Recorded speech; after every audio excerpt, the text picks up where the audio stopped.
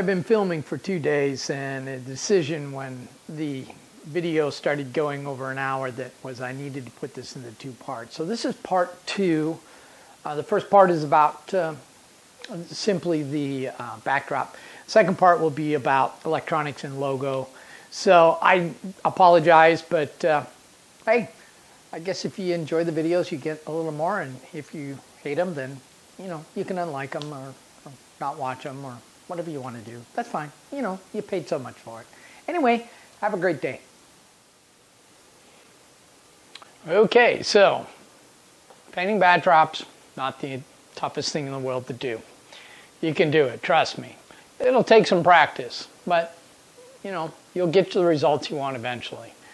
Any case, I want to talk a little bit about electronics and what we're doing. Now, if any of you have listened to Model Rail Radio or A Modeler's Life, you know that I'm a fan of JMRI, and I use a lot of, want to use JMRI to run most of my layout. So I have a dispatcher's desk, which is located right here, and then the dispatcher basically has control of the main line. So controlling that main line, I've been using Tam Valley's Octa 8s. These are really fantastic. They work for servos. They basically plug into servos. The Octa 8 is designed, you can use it as a manual, so if you want to use flip switch or push button switches, whatever you want to. I think you can use toggles on this too. I'm not exactly sure. I'm not interested in doing toggles because I have 140 turnouts on my layout, so really the investment in toggle switches is not really what I want to do. And because I want to control it through JMRI and for my dispatcher, it's not really a very practical application. But I've been purchasing these from Duncan. I really like Duncan's product. It's fairly easy to understand. Once you get in the groove and you know exactly what you're doing, you can get these in fairly quickly. One of these controls 8 servos. Then if you want to control it through JMRI or through DCC, you buy one of these decoder boards that go right onto this. And this just basically just plugs in, just like, I'm going to probably do this wrong, but let's see here. Okay, Tam Valley, that goes right here. Goes right onto this just like so. Boom. And now I have a decoder on top of my Octa 8, and I now have complete control. And JMRI can run it and program it, and that's all there is to it. So that's what we're using for turnout controls. Now, as I said, the dispatcher's desk is controlling the main line for the most part. Where the dispatcher is not controlling the main line is in my yards, in the sidings, and things like that. With those, I'm going to be using Bennett Hill's touch toggle switches to control my servos, and that's exactly what this is. This is a controller. This is the power supplied to it. This is a servo that gets plugged on one side, and then a touch toggle that goes on the other side. And you can extend these. These are nothing more. You can simply get servo extension cords, which I have hundreds of them. You can get them up to 3 feet long. And you can daisy chain them all together. So I've got some that are over 9 feet long, and they're running the servos and everything else. And that allows me to then put a board in front of it that's actually printed out, and then behind it is these toggle switches and behind glass, and as you touch the glass, it actually flips the servo, and it works really well. And that will be my local control. So just like you would have if you walked into, just like on the railroad, the main line is controlled by dispatch, and the sidings and all are controlled by the locals, and that's how it works. And that's pretty much how it's going to be doing on the turnout controls. For my block occupiers for the main line, I'm going to use RR Circuits Watchman. These basically are a simple tie-in to my JMRI bus, which is a local net bus. And I simply just put these on, and then they have a CT coil that uses to detect the locomotive in there. Just a tip on that, if you do that, I have main bus lines, and it works fine. For instance, if I put it on one end of the bus, it'll pick it up on that end of the bus, but when it's far away, it doesn't do a very good job on it. And I found also that it works a little better if you do it on the downs. So what I have is set up to work in JMRI is 3. My blocks are fairly large because they will handle a 27 car train plus locomotives and cabooses. So what I have is 1 in the beginning, 1 at the end, and 1 in the middle, and that pretty much guarantees it. They're all addressed the same. When I get lights on my CTC board, it basically lights up if any one of those comes up. The if and but statement says light this up. And so that's pretty much how I work around that situation. The newest product that I've been working on, I've been working with Seth Newman, and I'm a big fan of RFID. Mainly because if I have 500 cars on this layout and I'm doing operations, it's really tough to keep track of 500 cars and where they're all at. But if I can reduce it down to the point of what's in the staging yard, what's on the table is really handy. So using a Raspberry Pi, and what I've been waiting for is Seth got me a Raspberry Pi 3 and ran the program. This is my base station. And on here is the program that generates the switch list or the train list or however you want to call it. And it has the locomotives, it has the cars that are on it, and then it has the caboose. And that's basically connected to this. They then connect to this stack of boards here. On here is an Arduino and what will attach to this eventually will be the antenna, which looks like this. And this will sit right underneath the tracks so that when the car rolls over top of this, it'll read the RFID signal, send it to this, which will then send it to the base station, and it keeps track of trains as they come in and come out, and I know exactly what's on there. Eventually, we'll feed that information into JMRI so we can do JMRI operations, and that'll help me keep track of it.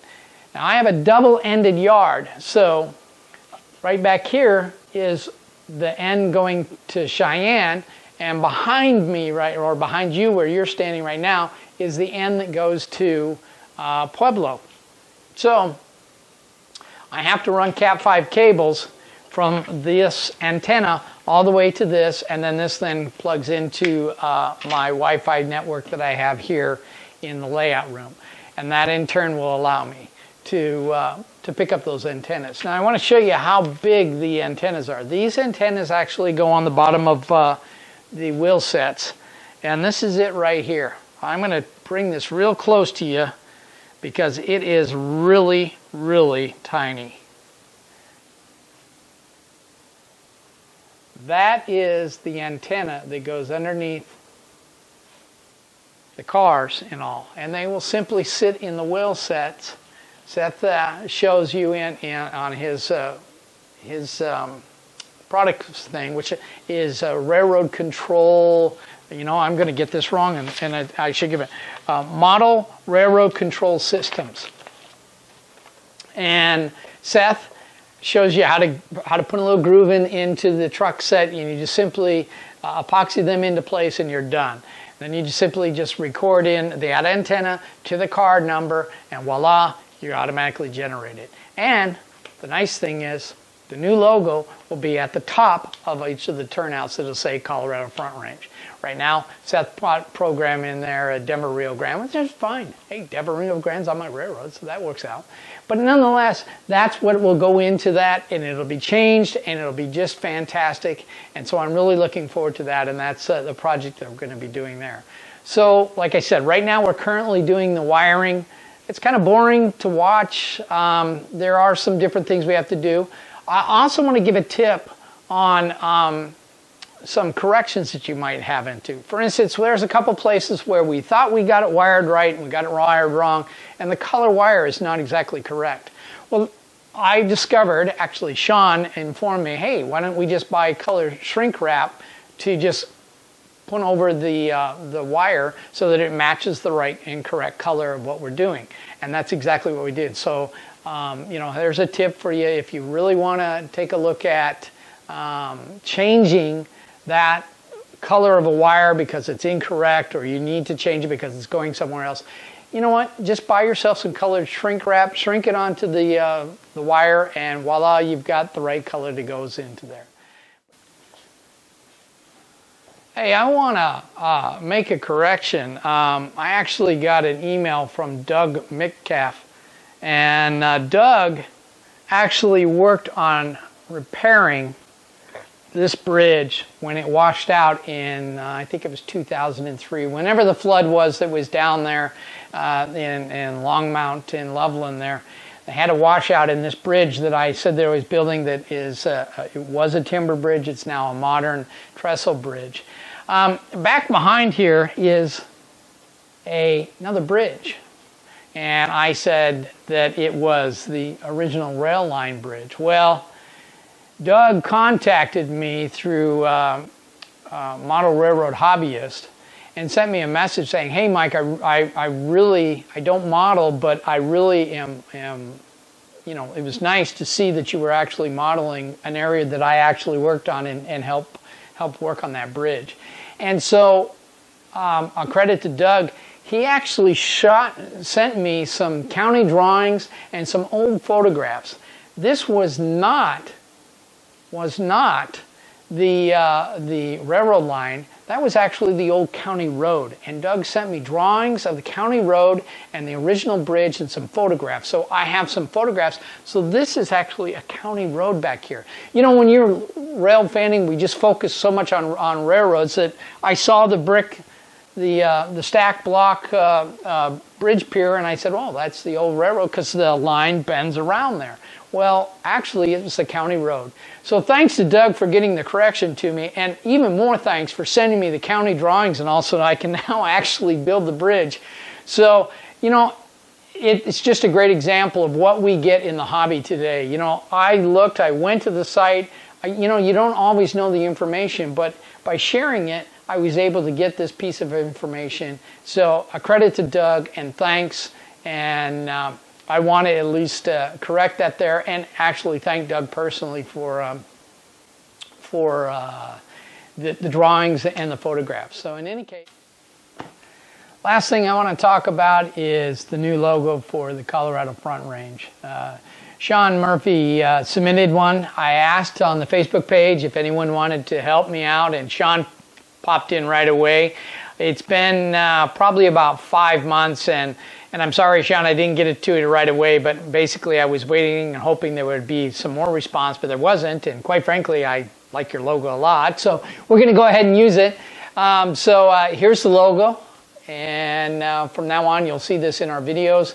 It'll also be used on the railroad here on my train list and things like that. So, Sean, thank you very much for your help, and in any case, you guys all have a great month. It's going to be a little slow here during the summer. Quite frankly, if you haven't heard my travel schedules, I'm now on almost flight 50 for the year. I have been just all over the place and just going crazy. So work's been a little slow, but I am going to continue to paint and work on those type of things because it's relaxing. I can sit out here, listen to music, and go to town and just paint things as I go through. So we'll probably get a lot of that done.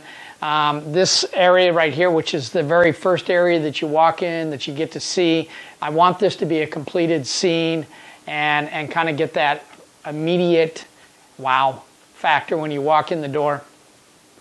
And so I'm going to be working really hard to try and complete this scene. I've got some bridges and things to do. So I'm going to be doing some of that as well.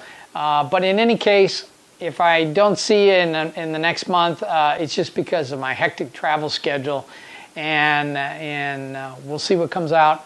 But it's also summertime, so we have vacations coming and everything else. It's kind of slowing things down a little bit on the railroad here, but I do try to still get out of here and work a good 6 to 8 hours on the weekend and still try to get the videos out. So sometimes that's a little more challenging than I want it to be, but nonetheless, we will continue on as best we can.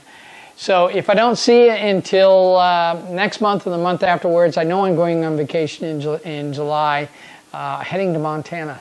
Going to do maybe a little fly fishing and different things like that. But in any case, until next time, happy modeling, and I hope you get to enjoy a wonderful summer. Talk to you later.